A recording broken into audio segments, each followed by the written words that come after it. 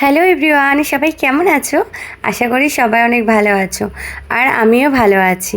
তো প্রচণ্ড গরম আছে, তোমরা সবাই জানো। তো সকাল সকাল ঘুম থেকে উঠে পড়েছি, আর সকাল সকাল সবাই যে কাজগুলো করে তো আমিও করে নিলাম। সুন্দর করে বিছানা টিছানা ছেড়ে ঘরের কাজকর্ম করে নিলাম।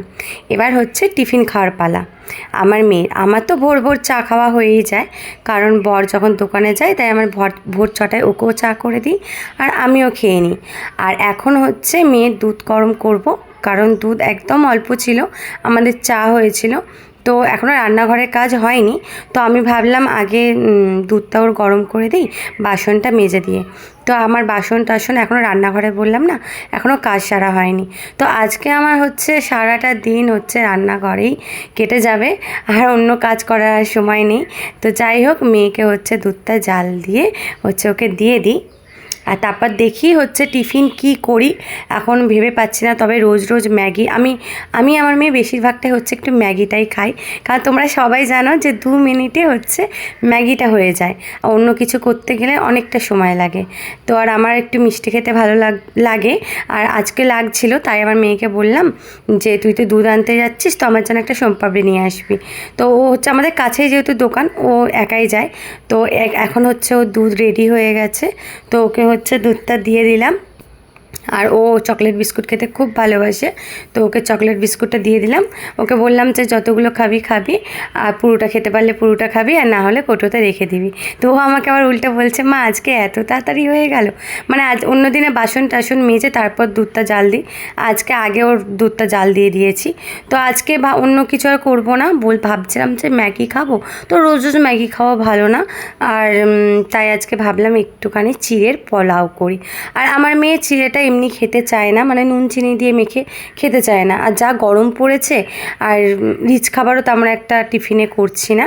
ও খালি বলে পাউরুটি ভেজে দাও, ডিম তার ভেতর সস দিয়ে ডিমে ডুবিয়ে তেল দিয়ে। তো আমি বললাম না, এত গরমে এত তেল খাওয়া ভালো না।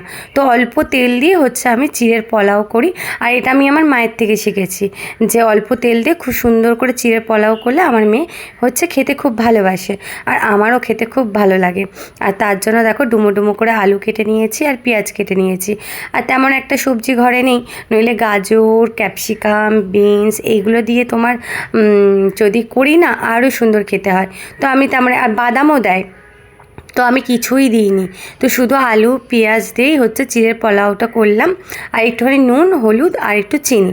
তো ভীষণ, মানে নামানোর সময় যেহেতু চিনিটা দেবে তোমরা, তো চিড়ের পোলাওটা একদম অল্পের উপর দিয়ে খেতে খুব ভালো হয়। তবে আমি আলু পেঁয়াজটা একটু বেশি করে দিই, আর অন্য দিন কিন্তু আমি ঘি দিই না, কিন্তু আজকে আমি ভাবলাম যে একটু ঘি দিয়ে দেখি তো কেমন টেস্টটা হয়। আর আজকে, হ্যাঁ আজকে কিন্তু ডিমও দিইনি। অন্য দিন একবার ডিম দিয়েছিলাম, তেমন একটা খেতে ভালো হয়নি, মানে ঠিক ডিমের গন্ধ বার হচ্ছিলো, তাই জন্য ডিমটা সেই থেকে আর দিই না। তো এই দেখো আমার চিড়ের পোলাও রেডি হয়ে গেছে, আমিও নিয়ে নিয়েছি, আমার মেয়েও নিয়ে নিয়েছে। আর আমরা ঘরেতে দুজনই থাকি, তো বেশি কেউ থাকে না। তো দেখো আমার মেয়ে তো বলছে হেভি হয়েছে। আর এবার হচ্ছে চলে এলাম রান্নাঘরে। তো আর কি বলবো, রান্নাঘর ছাড়া আর কিচ্ছু নাই আমার, মানে শুধু রান্নাঘর আর ঘর।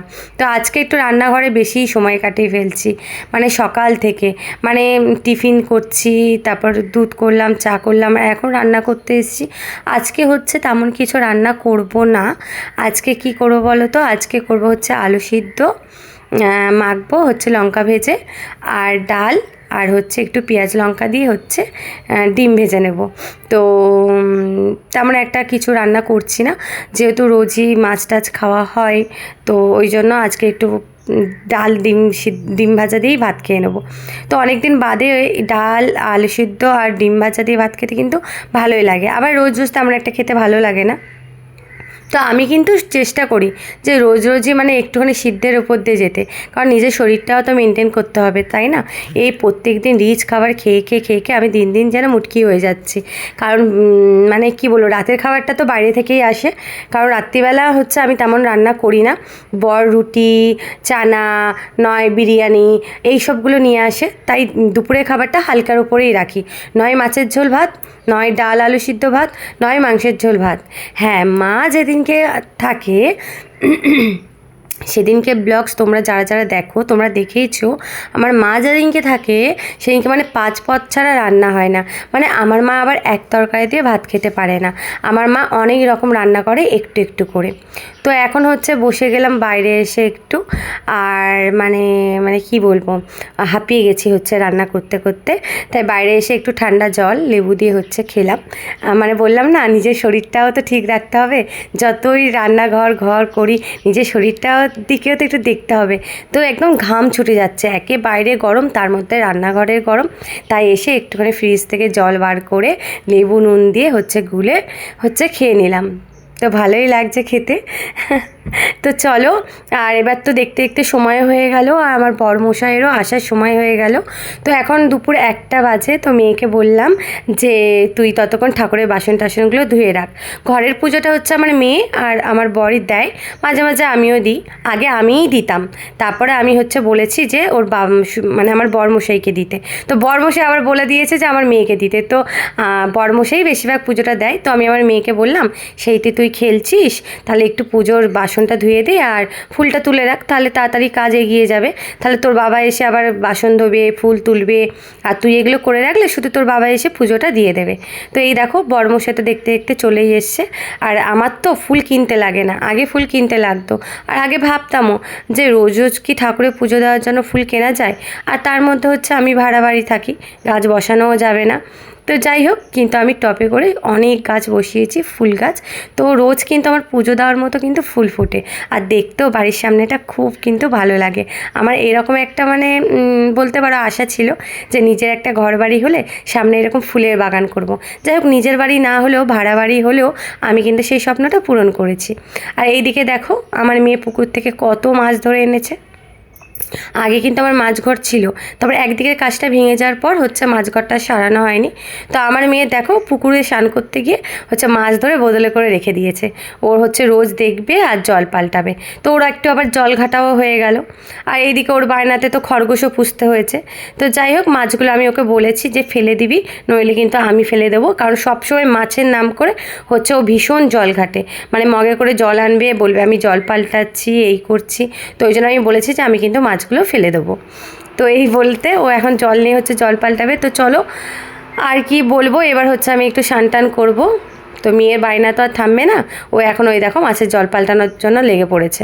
তো যাই হোক, ওর আগে একটু বেশি ঠান্ডা লাগতো, তো এখন আর সেরকম আর ঠান্ডা লাগে না। তো তেমন একটা জল আমি ঘাটতে যেহেতু দিই না। তো চলো, এবার হচ্ছে স্নান করার আগে একটু হচ্ছে লিচু খেয়ে নিই। বরমশাইয়ের দোকানের হচ্ছে পচা পচা কালো কালো লিচু। কী করবো বলো, যার যেটা দোকান থাকে সে সেটা ভালো পায় না। তবে না, আমি যখন বায়না করি তখন কিন্তু ও ভালো লিচুই এনে দেয়, বা ভালো আম এনে দেয়, ভালোটা এনে দেয়। কিন্তু রোজ যখন মানে খাওয়ায় তখন কিন্তু পচাটাই বেশি খাওয়ায়। তো যাই হোক, ভাবলাম যে পচা পচা লিচুই খেয়ে নিই, কিন্তু ভীষণ টক। উফ, আমি তাই ওকে বলছিলাম যে এত টক কেন। তো যাই হোক, আমার লিচু খেতে কিন্তু খুব ভালো লাগে, তাই জন্য টক হোক আর মিষ্টি হোক। তো স্নান করার আগে ভাবলাম কটা লিচু খেয়ে তারপরেই হচ্ছে স্নান করতে যাব। তো মানে আমার ভালো লাগে, মানে আমের সিজনে আম, আর লিচু সিজনে লিচু, আঁশফল, হ্যাঁ এইগুলো খেতে ভালো লাগে। তবে আপেল, আঙুর, এই সবগুলো আমার খেতে একদম ভালো লাগে না।